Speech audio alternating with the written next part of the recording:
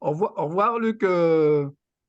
Et C'est parti, Luc. à une prochaine fois, j'espère. Oui, je voulais quand même te dire que comme je suis le président d'Intermonnaie, je te remercie d'être venu. Je suis désolé, mais je dois Non. partir. Et puis voilà, je te laisse en bonne compagnie et puis je regarderai l'enregistrement. Luc, Au revoir. on va essayer de Ben, comprendre ce qui s'est passé parce que ma crainte est la suivante, c'est que tu sais, on a tous les problèmes de construction des statuts d'altermonnaie et tout ça, et j'ai Mhm. peur qu'il y ait pas mal de gens qui aient cru que ce soir c'était les statuts. Donc il va falloir reclarifier ça. Comme on a enregistré, on va quand même tenir la Oui, séance. enregistré. Au Et revoir. voilà. Ok. merci de ton invitation, Luc. Salut. À bientôt. Salut. Salut, Luc. À plus tard. Ah, donc voilà. Alors, Bon, Geneviève. Alors, Moi, Pierre. je veux bien réagir, mais j'ai surtout envie d'écouter Pierre. Donc, Oui.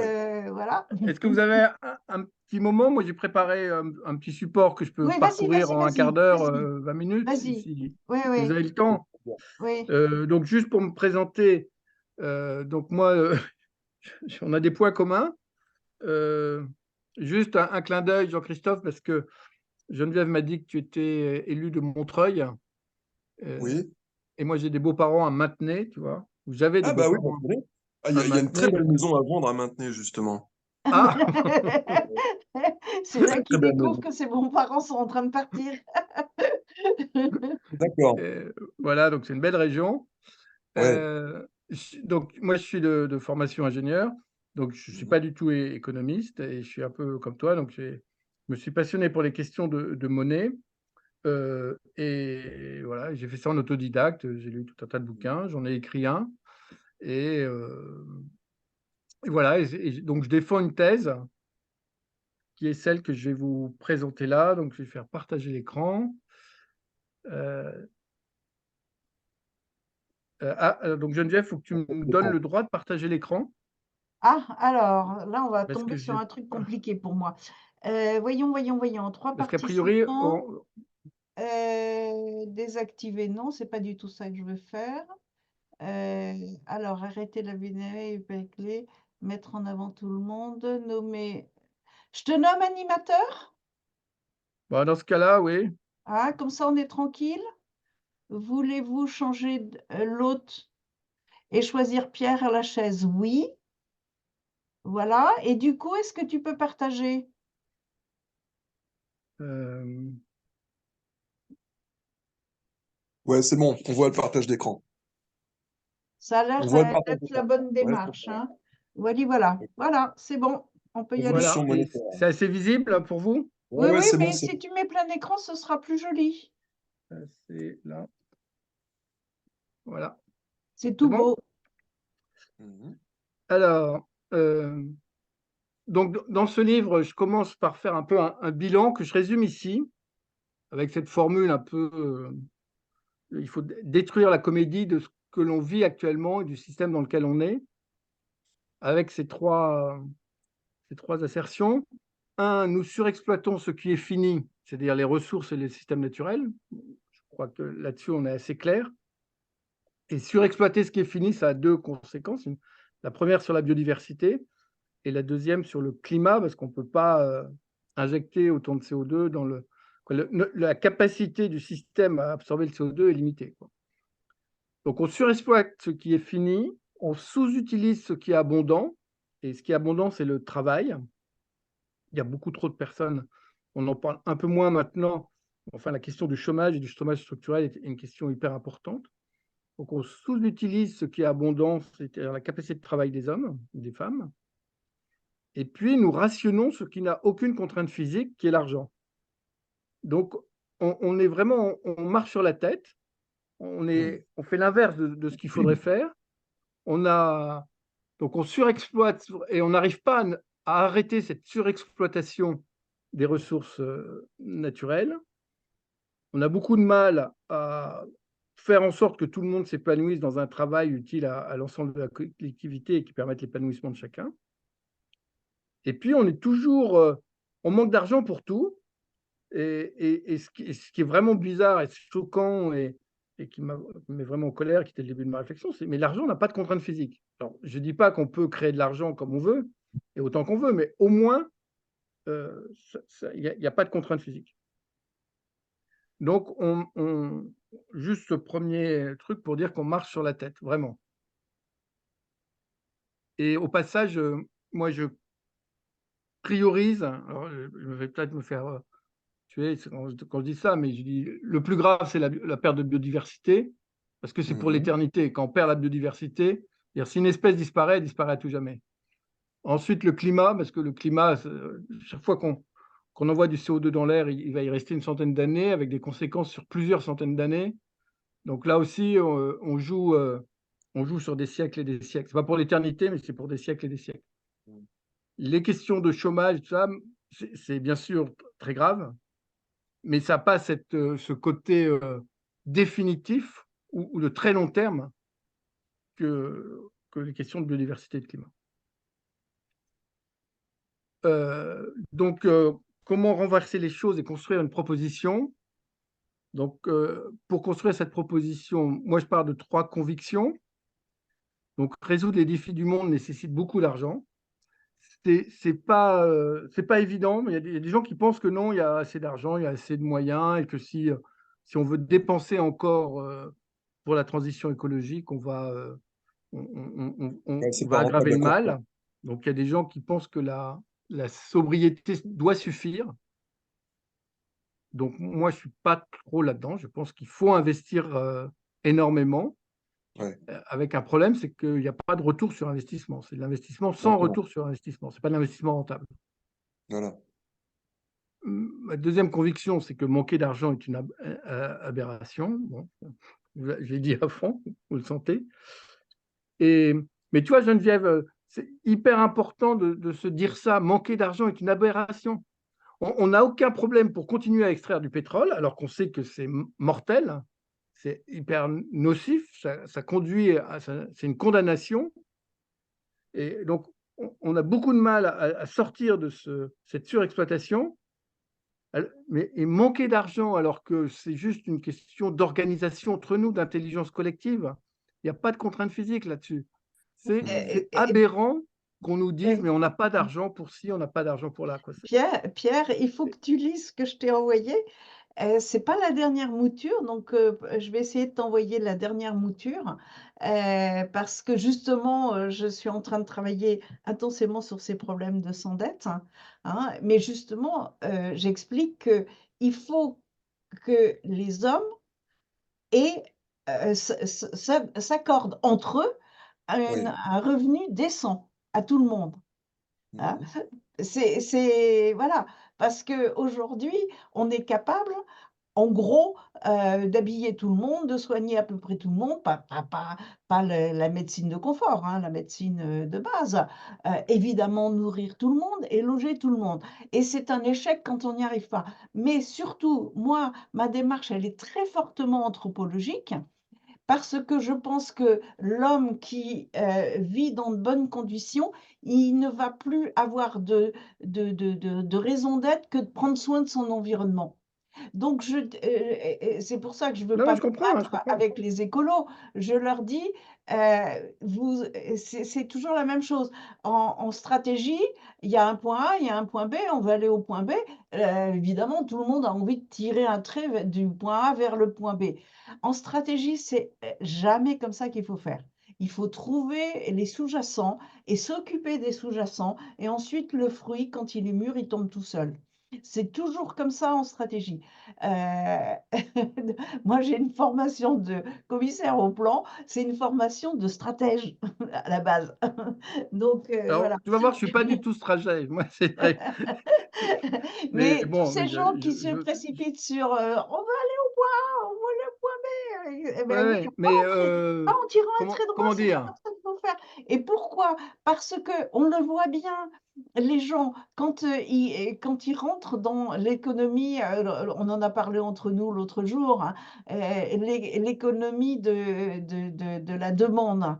Hein, ils commencent déjà par se nourrir correctement, ensuite se mettre des habits rigolos et sympas pour être sympa, Et ensuite, ils commencent à s'occuper de leur maison, de leur jardin, voilà. Et ben, c'est un petit peu la phase qu'on est en train d'amorcer. Donc moi, je dis, si les mécanismes monétaires ne sont plus dédiés au développement des activités productives, mais injectés du côté des ressources humaines, parce que, et en ce moment, je rencontre énormément de gens, il se passe énormément de choses sur Paris, hein, c'est devenu un leitmotiv, tout le monde répète la même chose, hein. Les nations qui vont s'en sortir, eh bien, ce sont celles qui vont prendre soin de leur patrimoine humain, parce que ce qui crée de la valeur maintenant, c'est véritablement du savoir, du talent, de la connaissance, etc., etc. C'est des richesses immatérielles et c'est logique. Il y a toute une démonstration qui montre que c'est comme ça qu'il faut faire. Et donc, moi, je veux injecter l'argent du côté du patrimoine humain parce que ce patrimoine humain, il va pouvoir gérer proprement les activités productives. Je raisonne, voilà. Donc, Jean-Christophe, il connaît bien mon raisonnement. Toi, tu as la possibilité de le connaître parce que tu as les papiers qui vont bien dans ta boîte, mais j'en parle plus. Voilà, je vous écoute. Oh, je vous ai cassé, mince. À toi, Pierre. Oui, excusez-moi, c'était un peu. Vous m'entendez bien? Parce que moi, c'était un peu Très haché. bien. on t'entend. Alors là, D'accord. impec. Non, mais moi, Geneviève, je suis tout à fait en phase avec ce que tu dis. Je suis tout à fait en phase que, comment dire, l'homme doit changer, entre guillemets, de posture. Euh, et tout ça n'est pas tant. Et je serais ravi qu'on mette en place un revenu universel et que, par de la création monétaire ou par autre chose, on mette ça en place. J'ai pas de sujet. La question que je me pose, c'est que si je prends un couple qui vit dans une maison avec un revenu universel, tu dis il va avoir un peu l'esprit tranquille, il va pouvoir s'occuper mieux de lui et mieux s'occuper de son environnement et de sa maison. Et puis moi, je te dis, mais sa maison, pour l'isoler, ça va lui coûter 50 000 euros. Et ils viennent d'où? Et ce qui serait bien pour qu'ils prennent soin de son environnement et soignent d'eux-mêmes, c'est qu'ils prennent une piste cyclable et qu'ils aillent en vélo faire leurs courses. Mais il faut fabriquer la piste cyclable et voilà, qui la paye avec quoi? Donc, si tu veux, ce n'est pas contradictoire, mais il faut et faire ce que tu dis, investir dans les hommes et changer de paradigme, et ainsi de suite. Et il y a besoin de beaucoup d'argent, quoi, ne serait-ce que la rénovation énergétique, la modification le fret ferroviaire, les pistes cyclables, l'agriculture bio, tout ça, ça va coûter, quoi. C'est-à-dire qu'il y a des gens qui vont travailler, il y a des matériaux à acheter, et il faut le faire. Alors, Si tu veux, sur un plan histoire de l'économie en quelque sorte, hein, la Révolution française, elle prend son origine avec la distorsion qui a été créée par l'émergence de l'ère industrielle et donc le passage d'une économie agraire et artisanale à une économie industrielle. Et c'est juste passionnant de se donner la peine de lire des textes qui datent de cette époque-là, les questions que les gens se posaient, c'était vraiment énorme. Eh bien, nous, on est en train de passer de l'ère industrielle à l'ère de la rationalisation et de l'immatériel. Et ça change Ouais, tout. Et du Geneviève, coup, les mécanismes monétaires sont plus du tout les mêmes. Parce que quand Jean-Christophe nous dit pour fabriquer de la richesse, vous continuez à creuser profond, hein, bah, non, non, non, attends, c'est pas moi qui dis ça. parce Le gros qu'on problème. rentre en phase de Attends. rationalisation. Ouais, mais attends, c'est pas moi qui dis ça, c'est les économistes libéraux. Attends, justement, je voulais rebondir là-dessus.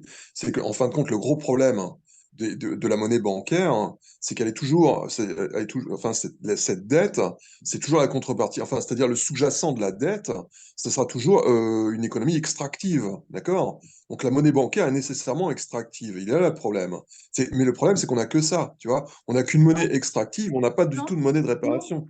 Alors non, la réparation, elle se non. fera par l'impôt. Et le gros problème, c'est que si on veut réparer les externalités négatives de la production par l'impôt, c'est comme si on s'enferme dans une logique absurde où la réparation des externalités négatives est tributaire financièrement des processus économiques qui les engendrent. C'est ce que j'appelle un mythe de Sisyphe économique. C'est-à-dire, tu vas t'obliger à générer du mal, enfin, c'est-à-dire des dégâts avec la production, pour gagner les moyens de réparer ces dégâts avec l'impôt sur la production. Tu vois? Donc, il vaut mieux pas faire comme ça. Il faut arrêter de faire comme ça. D'autant plus qu'on produit beaucoup plus de dégâts que ce qu'on gagne comme moyen de les réparer avec l'argent de l'impôt. Tu vois? D'autant plus que, je te signale et je te rappelle qu'on vit dans un monde qui est truffé de paradis fiscaux et que dès que tu dis à ces gens-là, il va falloir payer plus d'impôts pour réparer les dégâts, les externalités négatives de la production, tu vois tous ces gens-là partir dans les paradis fiscaux. Donc, c'est pas tenable. Donc, il va falloir vraiment qu'on trouve une autre solution et une solution qui serait capable d'arranger tout le monde et de faire la transition écologique. Donc voilà. Maintenant, par rapport aux revenus de base, moi je suis d'accord avec ça, oui, mais sauf que je suis quand même, moi, enfin, je suis pas forcément de droite, mais je pense qu'il y a, je dirais, une partie, entre guillemets, méritocratie à garder, même si cette méritocratie, elle n'a pas forcément une vocation marchande. C'est-à-dire que le problème du libéralisme actuellement, c'est que dans l'imaginaire du libéralisme, le mérite, c'est tu produis des trucs et tu les vends. Et si tu as réussi, tu mérites. Voilà. Et il y a le philosophe Yves Michaud qui parle de ça très bien. Et en fait, euh, pour moi, le mérite, il n'est pas que marchand. Il y a tout un tas d'activités qui n'ont rien à voir avec le marché, mais qui seraient tout aussi méritantes. Tu vois? Si par exemple, on reprend la vieille philosophie, tu gagneras ton pain à la sueur de ton front. Bon, tu sais, il y a deux façons de gagner son pain à la sueur de son front. Tu peux éventuellement aller dépolluer une plage, d'accord? Ou tu peux éventuellement fabriquer des smartphones à obsolescence programmée. Tu vois ce que je veux dire? Il y a de la sueur qui coule du front. Sauf que là, ta sueur qui coule du front avec les smartphones à obsolescence programmée, tu produis des dégâts. Et avec la dépollution des océans ou la dépollution d'une plage, eh bien, tu produis un service de bien commun, tu vois. L'un est reconnu par le marché, l'autre pas. Pourtant, il y a bel et bien de la sueur qui Alors, coule du front, tu vois. Donc, je suis tu vas me déçue. parler déconner? Je vais vous Comment? renvoyer, je vais vous renvoyer à mon petit papier parce que Oui, mais je le connais, justement, ton c'est ce qui papier. explique mon petit papier. Hein. Mais je le Mon connais, ton petit papier. papier, il dit, moi, je ne m'occupe pas de résoudre le problème au niveau mondial. Je veux que l'Europe euh, se remette à faire Europe. Hein, et ce sera déjà pas T'as mal. raison un Bon, peu, ouais. nous, Déjà, on la est raison un peu. le territoire des religions du livre. Et dans les religions du livre, il est dit qu'il est dangereux de donner, et même carrément interdit. On a perdu Pierre. Il est parti, Pierre? Ouais, il a voulu désactiver le. Attends, il va Partage revenir, d'écran. à mon avis. Il va revenir. Je vais le rappeler. Euh, oui, le voilà. Attends, il est en train d'arriver. Admettre. Voilà. Donc, attends, j'arrête de lui sonner son téléphone. Dans les